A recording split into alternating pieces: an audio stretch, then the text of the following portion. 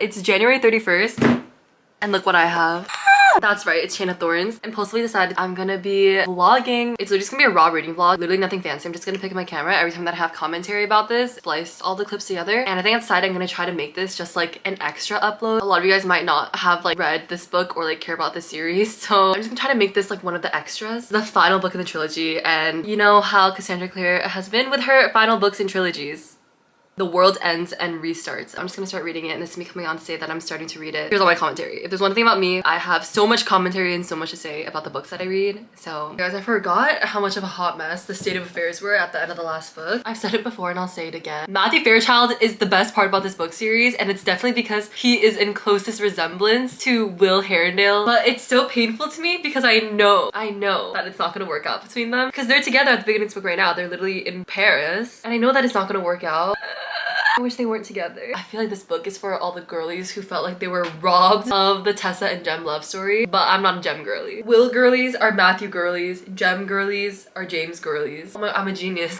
Guys, I'm about to cry right now. Will is talking to James about something that happened in Clockwork Angel. When he hopped on a horse to go save Tessa because she was kidnapped by Mortman. Literally, look at this. Your mother, James, was missing, kidnapped by the miscreant Mortman.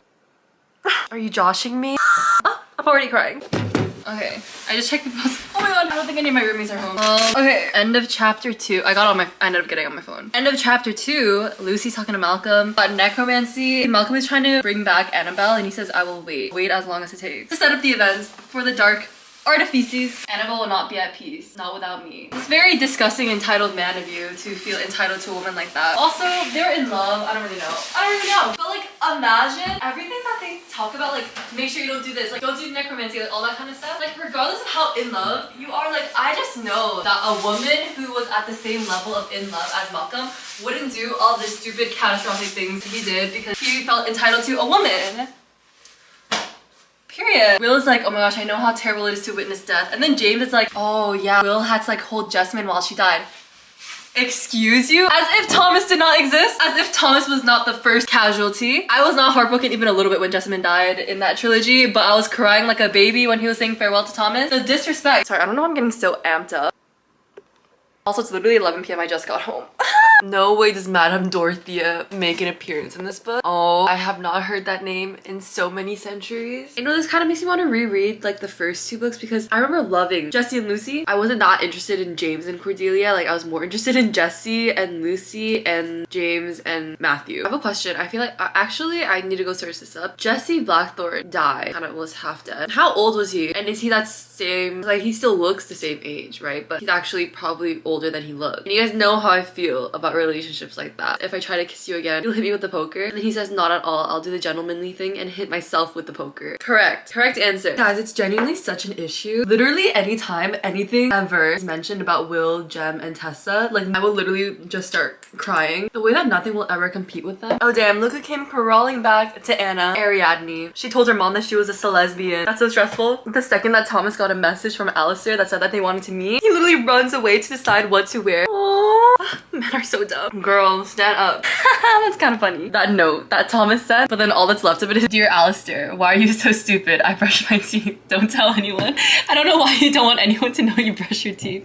That's kind of funny. A little bit of a comedian. Man is to lie about Jesse's identity. They're gonna make him Jeremy Blackthorne. Not the J name. Oh my gosh, Alexander Gideon Lightwood. 1989. He's the same age as Taylor Swift. Okay, good morning. I feel like, okay, how far am I? This book is like, I feel like this book is the Infernal Devices love triangle if Will was Jem and Jem was Will. Every single chapter, I like flip the page hoping that it's gonna be about Christopher and Grace. I honestly feel like they're probably my new favorite couple that I'm reading about this book. And there's a couple of couples in this book. Grace and Christopher are so cute. I feel like I love just like fluffy, like the cute, wholesome romance subplot. Like if anyone's an OG and you guys watch Dream High, you already know that I love Jason and Pierce Hooks. Does anyone know what a paladin is? I literally have no idea what a paladin is. What is a paladin? I don't like that the girls are fighting. The girls in question being James and Matthew. I don't like that the girls are fighting. They're literally parabatai. I forgot that they were parabatai. Why is James? No one is saying anything. Oh my gosh, this is miscommunication. This would all be solved if James just tells people what happened, that Grace tricked him. And we got like one flimsy excuse for the fact that he didn't want to do that. He was just like, oh, no one would believe me. Hello? In what world would people not believe you? Huh? Makes sense. Oh my god, the girls are fighting again. Cordelia and Lucy. No, literally every single person I feel like is fighting in this book except for Christopher. He's the only person who's not fighting. He's off doing his little science experiments. I would definitely have a crush on, in this book, I have a crush on Matthew, but in real life, I would definitely have a crush on Christopher. Are you joshing me? You're such a cat. Jesse wore only trousers and a shirt with the sleeves pulled up. That is literally the sluttiest thing a man can do. Yeah! Chapter 14. Grace and Christopher. Let's go! I think for him, Cordelia is a sort of absolution. If she loved him, he imagines it would fix everything broken in his life, which I completely agree. You know that I love like a broken character. When we find out that Matthew had been drinking like the entire time that they were in Paris, someone protect this boy. I love all the Grace Christopher content. I think it's because they're like the one couple who like haven't gotten together yet, and you know that I lose interest in a couple once they get together. So all the other couples, they have all this drama after they got together. You know that I already lost interest. Look at the setup that I have. Cordelia went to go look for Matthew in like this like downworlder saloon or something. Not giving you Will Herondale so badly. I said it once, I'll say it again. Will Herondale Gorleys or Matthew Fairchild Gorleys. My beautiful Matthew, she thought, all the more beautiful for being broken. Okay, wait, Cordelia is saying, Matthew, you need to tell James what happened at the shadow market. Thinking about what happened 2 years ago. What happened? Did I miss that? Should I Google it? Or is that like a revelation? Or is this like in some kind of novella that I didn't read? I feel like I should read Tales of the Shadowhunter Academy now. Because I'm literally reading the biography about what happened and I kind of want to read it. Oh, and he purchased a truth potion. Paranoid that his mom had an affair. Oh, and then it caused her to have a miscarriage. Oh, and that is what, ever since then, he turned to alcohol to drown his sorrows and guilt. Oh, Matthew's going through withdrawal because he's trying to get off of, he's trying to become sober. He's really, really sick. Go home. I don't want you to see me like this. I never did. I can't bear it, Cordelia. Okay, that's very much a gem. I take back what I said about the miscommunication and how everything would be solved if like James could just like that. I did understand why James can't just like go and like say, Grace put a spell on me. I'm eating my words. Essentially, like James was like pretty much abused by Grace, like manipulated against his will, and all like the feelings and emotions that come from like, yeah, I take back what I said. That was very not slay of me. Christopher, James, Thomas, they all gathered together to help Matthew with like his sobriety. They're so cute. Like as the Shadowhunter world has gone on, the actual core element of the world, the fact that Shadowhunters hunt demons, has become like the least interesting and the least dangerous part of this world. Because nowadays, like whenever demons show up, like it's literally a non-issue. Like the Shadowhunters are the issue. Or a warlock or like the Parabatimon. Like there is something that it just has nothing to do with the demons that are causing issues for these people. And so now there's a demon, I literally could not care less. I don't know who this Letty girl is. I don't trust her. I feel like she's gonna screw our gang over. I feel like Tatiana is going to manipulate her. Yes, Queen Slay. It's happening. I knew it. But literally, ew, what is happening? Letty, I feel like, is being like possessed or something. Ew, what is happening? Ew. It's another Grace and Christopher chapter. Literally my favorite. I already love them. There's little illustrations throughout this book, and there's one that I saw. It was like all the merry thieves, like when they're trying to help Matthew, they all sat down and had a little summer party together. They're all like sleeping like back to back to each other, and there's a little illustration. It was so cute. Grace and Christopher. I picture Christopher blonde and Grace brunette. Oh, they're having champagne together. His lavender eyes, so beautifully odd, the color. Almost right at the 50% mark. Tatiana has come and she's like about to kill baby Alexander. What does she want? Oh my gosh, she's gone. And the baby's gone. Matthew isn't looking so good.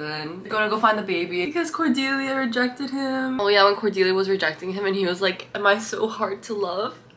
Oh my gosh, what the hell? They found Tatiana and Alexander. Oh my gosh, she's literally a psychopath. She's literally drawing runes on a newborn baby and he's like screaming because it's so painful and traumatic. Something is suspicious because she suddenly surrenders when James comes in because she's like, for my master's blood, what choice do I have? I'll surrender then only to you. That's suspicious. That's weird. Oh my god, I can't open this. Another Grace Christopher chapter. A little subplot that is like literally so wholesome. It's just Grace and Christopher bonding over science and like I knew that I liked Christopher the most out of like all the Merry Thieves. The audacity for me to claim that when I've literally just been hoeing after Matthew Fairchild for the last 3 books. But I loved Christopher. I wish that we had gotten more of him. I don't know. I feel like he's main character material if he had like some other type of angst. Grace sat on her bed, her blood turning to ice. Mother, she thought, I had made a friend. I had ... But that was just it, wasn't it? Her mother would never allow Grace to feel anything, to think anything, to have anything that wasn't about her. Grace was sure Tatiana had no idea that she'd ever spoken to Christopher Lightwood. Even so, Tatiana had made certain that she never would again. Oh no! I did not even think about that. What's gonna happen to their little friendship? Well, I already know what happens. I saw the family tree. I know that they end up marrying each other. But this is good angst. Tessa says to Cordelia, I know people hurt one another. I know relationships are complicated, believe me. It's been my experience that, well, that when everyone loves one another enough, there will always be a way for things to come out all right in the end. That's a lovely thought, Cordelia said. I hope you're right. Tessa smiled. I have been so far. Are you trying to ruin my day? She could not make the smile come. This was Christopher with his blunt honesty and kind smile. Christopher would know she was lying. Oh, they're holding hands through the bars of her cell. Okay, slay. Damn. They just had their first time together. It was really wholesome though, I will say that. Damn, in the next scene, in the bathtub. Oh my gosh, Tatiana showed up at Grace's cell. Honestly, everyone has been a victim. It's trying to take away Grace's power, like the power to control men. All the fruity men have gathered together. Help Charles navigate the whole blackmailing situation. We got Thomas, we got Matthew, Alistair. They're all pressuring for Charles to like tell everybody that he's being blackmailed by Bridgestock. It'll be fine, like just do it, just do it. I don't really know how I feel about Alistair like throwing it in Charles's face. There are people in the world like us who don't have what you do, a family that will never abandon you, money, safety. All you will lose is prestige and still you will not do the right thing. Okay, I see the point you're making, but that's not really that fair. I'm like, surely there must be another solution. Christopher caught at her wrist, touch seemed to calm Grace. She leaned toward him. It seemed instinctive, unconscious. All the mundanes are acting weird. I don't like that. That could be us. That should be me. Not Christopher being like, I'm alright. And then there's like a knife in his chest. Tatiana's getting kind of flamed by her husband. Kind of working. The battle kind of stopped for a little bit. Also, this book is so long. Oh my, you guys did not hear the so audible and animated gasp. Christopher? There's no way. Lucy, Anna said, her voice cold and final. He's dead. There's actually no way. I don't believe that. Otherwise, I'm actually gonna cry. He's gonna be revived. He needs to carry on the bloodline. I saw it in the family tree. I saw him marry Grace. Oh my god. Hey, Lilith. Like, Lilith is like slim thick. Oh my gosh. She slit Tatiana's throat. It's too bad for her that you refused to use Cortana. You could have saved her life. A paladin's bonded weapon has the power to heal what is harmed. What? I reached out for Kit just after it happened, but there wasn't anything there. He's dead. Not like Jesse, he's truly dead. No, there's no way. There's no way. That's such fake news. There's no way he's dead. Why do they want James so bad? Oh my gosh, and Matthew. Sister snatched and then Matthew ran after him. Why has no one revived Christopher yet? Bring him back.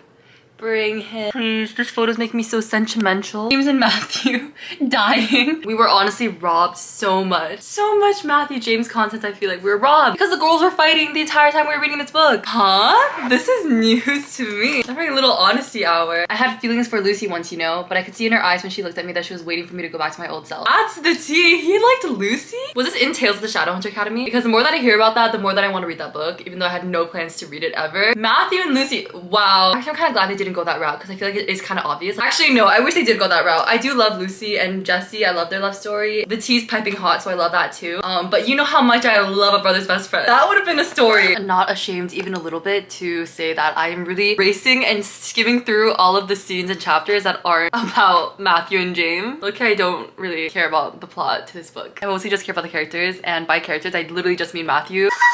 Are you joshing me? This conversation is literally the Will and Jem conversation. James is literally Jem. Matthew is literally Will. Math, what I hear is a story of someone making a terrible mistake. You were young and it was a mistake. It had no evil in it, no volition to harm your mother or anyone. And then Matthew says, I've made many bad decisions. None of them have ever had consequences like this. And then James says, because you ensure that the worst result of your decision always falls upon yourself. You have brutalized yourself for years over this. Try not to be as kind to yourself as you would have been to me. Are you joshing me? It's literally that conversation. I see you for who you really are. Not just better than people think you to be, but better than most could hope to be, or something like that. Something like that. I can't go down the rabbit hole of trying to look through Jem and Will quotes or I'm gonna start crying. Okay, wait, tell me why I'm about to cry. Because James is just like fiercely drawing all these healing runes on Matthew and they keep like working a little bit but they keep fading. And so he's just doing it over and over and over again.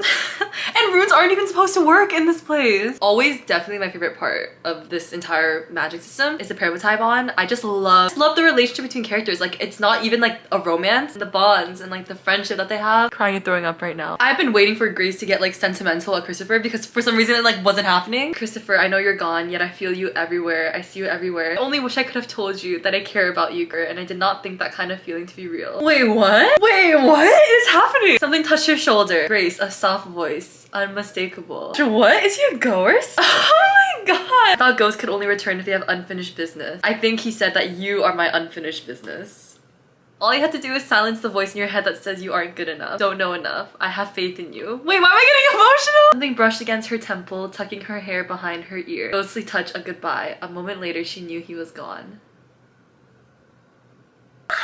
It's fine, I'm fine. Why is he not revived yet? That's my qualm. Why is Christopher still dead? I know he's not gonna stay dead. Everyone better be alive. Everyone better be revived. Oh my gosh. Now we're at the epilogue. Cassie Clare's epilogues to a trilogy. I'm curious to see what this will be. If it will make me like emotional because like I said, I don't really care about these characters. Wait, Christopher's still dead. What's up with that? Also, I want to know who Matthew ends up with because I don't think that I know that. I don't think that it was on the family tree. Wait, this is kind of cute. They're all having a little picnic together. Where's Christopher? I'm getting a bit nervous because this is the epilogue and we still found no traces of Christopher's revival. Is this the end?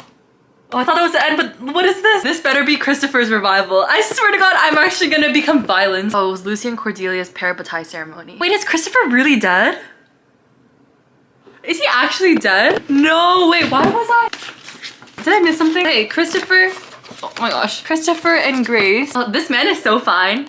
Oh my god. Wait, am I stupid? Did I miss something? Okay, I'm on Shadowhunters Reddit right now. This is the tea. People are angry about this book. Damn. Wait, everyone thinks that like in her first draft, it wasn't Christopher who died. It was originally Matthew and then she changed it during the Pandemi Lovato to make it like less sad. Wait, what does that mean? Is a family tree? Is this wrong? I'm so confused. There was so much missed opportunity. Christopher and Grace would have made such a good couple. It was all building to a tragic Matthew exit and then she copped out. Such a disappointment. Damn. Okay, everyone is saying that his death was so pointless and that's why people are upset. Favorite character was Christopher, so naturally I'm pissed. Not because he was killed off, because it was so pointless and it seemed like his friends barely mourned him. There wasn't even a funeral scene or anything. I kind of agree with that. And he was Cecily and Gabriel's kid. I love Cecily and Gabriel. I'm confused.